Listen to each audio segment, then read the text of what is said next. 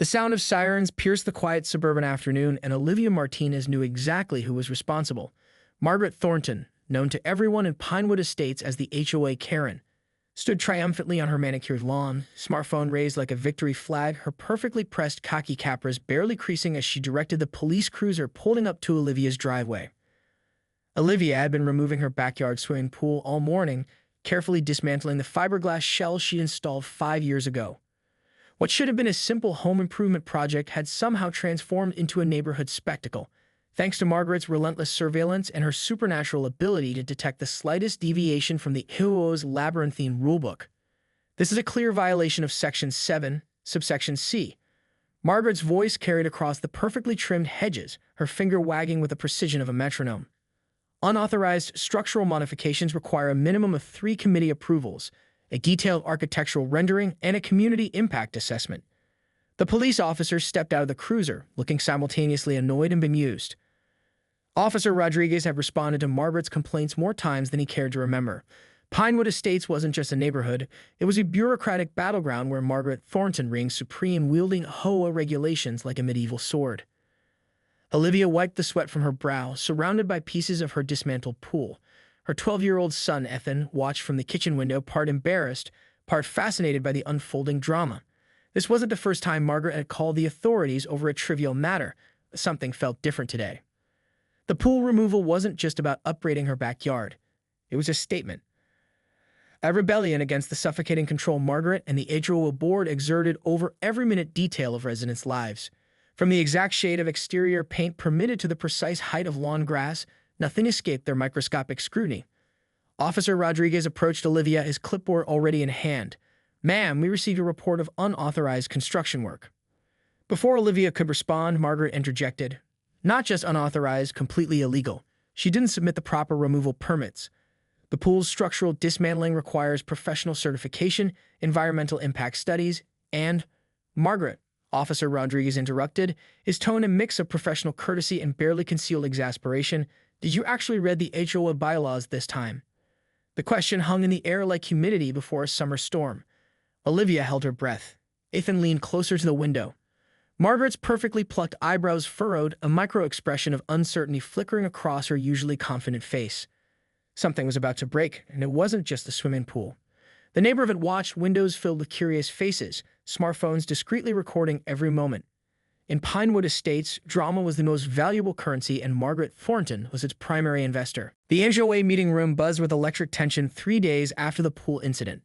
Fluorescent lights cast a harsh glow on Margaret Thornton's meticulously prepared presentation. Her collection of color-coded binders spread across the conference table like battle plans for suburban domination. "The Martinez pool removal sets a dangerous precedent," Margaret declared, her laser pointer dancing across a slide showing Olivia's backyard. "If we allow unauthorized modifications, chaos will consume Pinewood Estates faster than crabgrass on an untreated lawn." Richard Chen, the HOA board's most reasonable member, shifted uncomfortably. He'd known Margaret for 15 years, 15 long years of nitpicking, rule-enforcing, neighbor-policing madness. Her crusade against anything remotely spontaneous had become legendary in their community. The pool was on her property, Richard pointed out, his voice a calm counterpoint to Margaret's rising pitch, and she obtained all necessary permits from the city. The police confirmed this. Margaret's perfectly highlighted blonde hair seemed to bristle with indignation. "City permits are not HOA permits. We have our own regulatory framework. Section 12, paragraph 3 clearly states that." A collective groan rippled through the room. Board members exchanged knowing glances. They'd heard this speech before, countless times. Unbeknownst to Margaret, Olivia had arrived early and was seated at the back of the room. Ethan had helped her compile a comprehensive folder documenting every single interaction with the HOA over the past 3 years. Receipts, emails, correspondence, a paper trail that would make a federal investigator proud. The door creaked open. Tom Patterson, the newest board member, walked in late. A local real estate agent with a reputation for cutting through bureaucratic nonsense, Tom represented fresh blood in the HOA's aging leadership. "Sorry I'm late," he announced, dropping his messenger bag. "I was reviewing the pool removal documentation." Margaret's laser pointer froze mid-trajectory. Her smile, previously razor-sharp, began to soften at the edges. Tom continued, pulling out a thick manila folder. "Interesting case. Quite interesting indeed." Something in his tone made Margaret's perfectly manicured fingers tighten around her presentation clicker.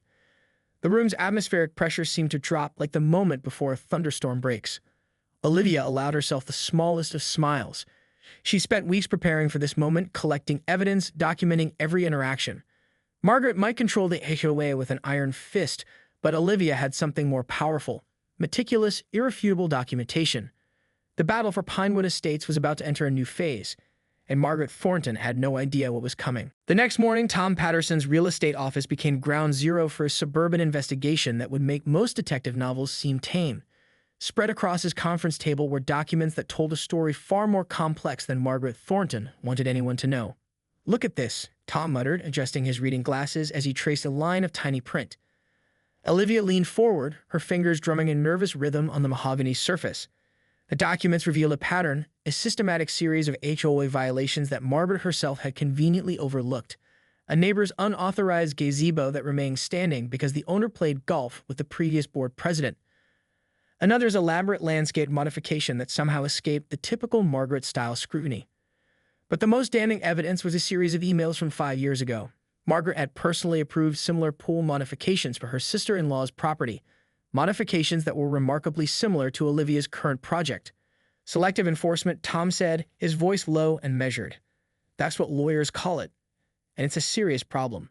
Olivia remembered the day she first moved to Pinewood Estates. She'd been naive then, believing the HOA was simply about maintaining community standards. Now she understood it was about power. Margaret's power. Her phone buzzed. A text from Ethan. "Mom, you're not going to believe what I found." The attached photo showed a cached social media post from Margaret's nephew, a beach party. Illegal fireworks, clearly visible violations of multiple HOA regulations about noise, safety, and outdoor gatherings. Tom raised an eyebrow. "Well, isn't this interesting?" The real estate agent's office felt like a war room. Pins and string connected various documents on a massive corkboard. Years of HOA minutiae transformed into a web of bureaucratic intrigue. "She's been running this neighborhood like her personal fiefdom," Olivia said, her voice a mix of anger and disbelief. "And no one's ever called her out." Tom leaned back in his chair. He'd seen plenty of HOA drama in his years of real estate, but this was different. This was systemic. This was personal. "We're not just talking about a pool removal anymore," he said quietly. "We're talking about holding someone accountable who's never been held accountable before." Outside, the suburban afternoon hummed with its usual quiet: perfectly trimmed lawns, meticulously maintained mailboxes, a neighborhood that looked peaceful on the surface. But beneath that calm exterior, a storm was brewing. Margaret Thornton had no idea what was coming. And for the first time in years, someone was ready to challenge her iron-fisted control of Pinewood Estates. Margaret Thornton's kitchen had always been her strategic command center. Granite countertops gleamed like freshly polished armor, a wall of windows overlooking Pinewood Estates providing her with a panoramic view of her suburban kingdom. But this morning, something felt different. Her smartphone pinged with an email that made her blood run cold. "Notice of pathtoempowerment," the subject line screamed in capital letters. The complaint wasn't from her usual targets. This came from the state's Housing Regulatory Commission, a body she always considered more of a theoretical concept than an actual threat. Tom Patterson's real estate connections and Olivia Martinez's meticulously documented evidence had finally breached her carefully constructed defenses. Accusations of selective enforcement, documented patterns of harassment, systematic overreach of HOA authority. Margaret's perfectly manicured hand trembled slightly as she scrolled through the document. Outside, her husband Gerald was meticulously trimming their front lawn, a ritual that had become nearly military in its precision. He knew better than to interrupt her when she had that particular look of concentration. The complaint detailed multiple instances where Margaret had weaponized HOA regulations against neighbors. The gazebo incident, the Martinez pool removal, obscure infractions that she'd used to intimidate and control. Her phone rang. The caller ID showed the HOA board's number. "Margaret," Richard Chen's voice was uncharacteristically stern, "we need to talk about the complaint filed against you."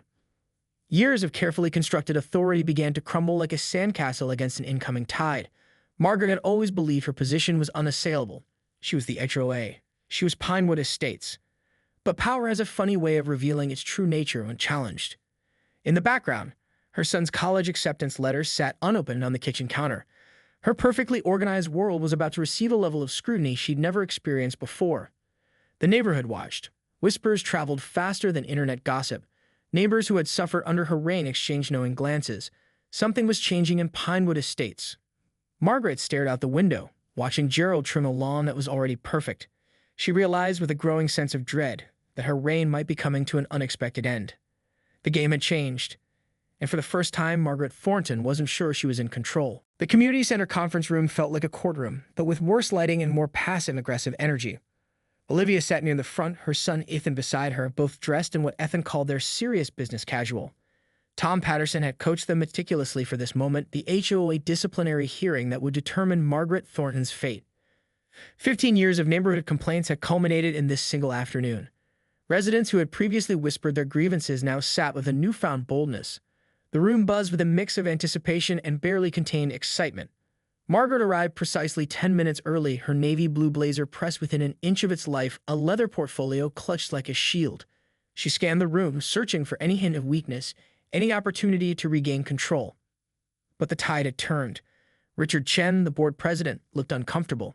His usual diplomatic demeanor seemed stretched thin by the mountain of evidence accumulated against Margaret. Stacks of folders, email chains, and incident reports surrounded him like a paper fortress. "We will now hear the formal complaints," Richard announced, his voice careful and measured. One by one, neighbors presented their stories. The Garcias described how Margaret had fined them $500 for a lawn ornament that was technically within regulation. The Kims shared screenshots of messages where Margaret had threatened to place lions on their property for minor infractions. Ethan's contribution proved particularly devastating. He had created a spreadsheet, color-coded and meticulously documented, showing a clear pattern of harassment and selective enforcement. Each cell was a testament to Margaret's years of neighborhood tyranny. Tom Patterson sat quietly, his real estate expertise providing a professional gravitas to the proceedings. He had transformed what could have been a simple HOA dispute into a systemic review of power abuse. Margaret's defense crumbled like a sandcastle against an incoming tide. Her usual sharp rhetoric seemed dulled, her confident demeanor replaced by a growing sense of desperation. "These are merely misunderstandings," she attempted, her voice wavering. "I've always acted in the best interest of our community." But no one was buying it anymore. The room felt electric. Years of suppressed frustration found voice in carefully worded statements and documented evidence in the quiet determination of neighbors who had finally found the courage to stand up. Outside, Pinewood Estates continued its perfect suburban existence, perfectly trimmed lawns, immaculate mailboxes. But something fundamental had changed. Margaret Thornton's reign was about to end, and everyone in the room knew it. The aftermath of the hearing spread through Pinewood Estates like a quiet revolution. Margaret Thornton had been stripped of her HOA board position, her power dismantled more thoroughly than Olivia's old swimming pool. Gerald, Margaret's husband, seemed almost relieved. He'd spent years living in the shadow of her relentless neighborhood campaigns, maintaining their picture-perfect home like a carefully curated museum exhibit. Now something had shifted in their marriage, a newfound freedom that came with Margaret's fall from grace. Tom Patterson watched from his real estate office as property values in the neighborhood began to stabilize. Margaret's reign had created a climate of fear that had subtly depressed home prices. Neighbors who had been afraid to make minor improvements now discussed renovations openly, sharing plans over backyard fences and community barbecues. Olivia found herself an unexpected neighborhood hero. Ethan had created a presentation documenting their journey, a David and Goliath story of standing up to HOA tyranny. Local news stations caught wind of the story, transforming their quiet suburban struggle into a broader conversation about community governance. The new HOA board looked dramatically different. Richard Chen remained, but now joined by more diverse voices. The Garcias, the Kims, residents who had previously been silenced now sat at the decision-making table. Margaret wasn't entirely defeated, however. She began volunteering at the local garden club, her organizational skills finding a new outlet. But the neighborhood watched her carefully, her previous reputation a constant shadow. "It's not about winning," Olivia told Ethan one evening, watching the sunset from their backyard, the space where the pool used to be. "It's about creating a fair community." The irony wasn't lost on her. Her simple desire to remove a swimming pool had become a catalyst for neighborhood transformation. What started as a personal conflict had become a movement. Tom Patterson dropped by with some paperwork, sharing a knowing smile with Olivia. They both understood that true change comes from persistent, careful action. Not dramatic confrontations, but steady, documented truth. In the distance, Margaret's perfectly manicured lawn stood as a testament to her past influence. But it was just a lawn now, not a symbol of control. Pinewood Estates had changed. The neighbors had found their voice, and a new chapter was beginning, one where community meant cooperation, not control. The suburban sunset painted everything in soft, forgiving light, another day ending in a neighborhood that would never be the same again. 6 months after the hearing, life in Pinewood Estates had settled into a new rhythm. The neighborhood felt different, lighter, more collaborative, and nobody understood this transformation more intimately than Olivia Martinez. She discovered the most unexpected outcome one crisp Saturday morning while pulling weeds from her front garden. Gerald Thornton, Margaret's husband, approached with a plate of homemade cookies, looking slightly uncomfortable but determined. "I wanted to thank you," he said, his voice carrying the weight of years of suppressed apologies. "What you did, it wasn't just about the pool. It was about restoring some humanity to our community." Olivia accepted the cookies, noting the perfectly uniform chocolate chips. A hint of Margaret's influence remained even in baking. They talked, not about the past conflicts, but about the neighborhood's future. Gerald shared stories of how Margaret's obsessive control had impacted their own family. Their son was studying abroad, partly to escape the suffocating atmosphere of Pinewood Estates. Their daughter had limited contact with them, tired of constant criticism and micromanagement. Tom Patterson's work continued behind the scenes. He helped draft new HOA guidelines that balance community standards with individual freedoms. No more arbitrary fines, no more weaponized rulebooks. Ethan had become something of a local hero among the neighborhood teenagers. His spreadsheet and presentation about HOA overreach had become a case study in local high school civics classes. He was considering studying law, inspired by the power of careful documentation and standing up to systemic bullying. Margaret, meanwhile, had found a new outlet. The garden club became her stage, though her approach was noticeably softened. Years of unchecked power had given way to a more collaborative spirit. She was learning, slowly, painfully, what true community meant. The old pool space in Olivia's backyard had been transformed into a community gathering area. Neighbors would drop by, share stories, bring occasional potluck dishes. What was once a point of conflict had become a symbol of connection. Richard Chen, the former HOA board president, approached neighborhood governance with a newfound sense of humility. The hearings had been a wake-up call for everyone involved. As autumn leaves began to paint the Pinewood Estates streets in warm colors, something fundamental had changed. The neighborhood was no longer a battleground of petty regulations and power plays. It had become a community in the truest sense of the word. Olivia looked at the plate of cookies, a small smile playing on her lips. Sometimes revolutions begin with the most unexpected actions. A pool removal, a spreadsheet, a plate of perfectly arranged chocolate chip cookies. The suburban afternoon hummed with possibility. 1 year later, the annual Pinewood Estates block party looked nothing like its predecessors. Gone were the rigid table arrangements and strict potluck sign-up sheets. In their place was a vibrant, spontaneous gathering that celebrated community in its truest form. Olivia watched from the sidelines, a glass of lemonade in hand, as Ethan helped set up games for the neighborhood kids. Tom Patterson chatted with Richard Chen near the grill, their conversation punctuated by occasional laughter. Even Margaret Thornton was present, not as an enforcer, but as a contributor, her garden club specialty salads sitting proudly among the other dishes. Gerald Thornton caught Olivia's eye and raised his own glass in a subtle toast of understanding. The pool removal that had started everything was now in distant memory, transformed into a neighborhood legend. Local newspapers had picked up the story, dubbing it the Pinewood Rebellion, a testament to the power of standing up against bureaucratic overreach.